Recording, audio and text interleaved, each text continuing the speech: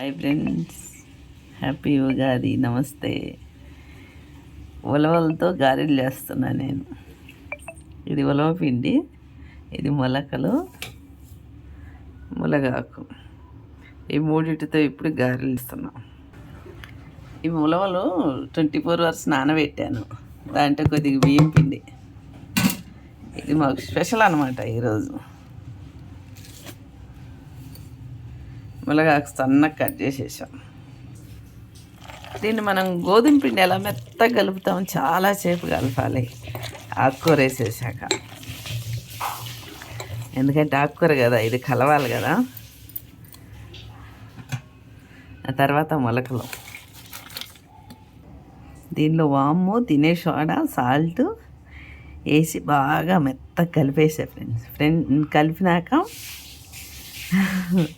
ఓ 10 నిమిషాలు ఇట్లాగే మూత పెట్టి ఉంచాలి. ఈరోజు అయితే అన్నీ చేసుకుంటా చూపించటం కుదరటలేదు ఫ్రెండ్స్, సారీ.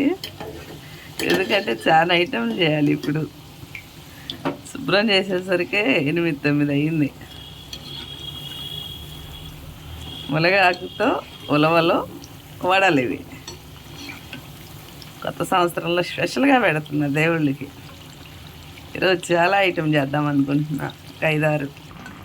ఈ పొంగలు బీహార్ నుంచి తెప్పించాము. ఇది రైస్. సాంబారు ఎందుకంటే మనం అవి పోలలు చేయడానికి ఉడకబెడతాం కదా, వాటి వాటర్తో చేస్తే చాలా బాగుంటుంది టేస్ట్. ఇది సాంబారు. బొబ్బట్లు, కొన్ని పూర్ణాలు, కొన్ని బొబ్బట్లు.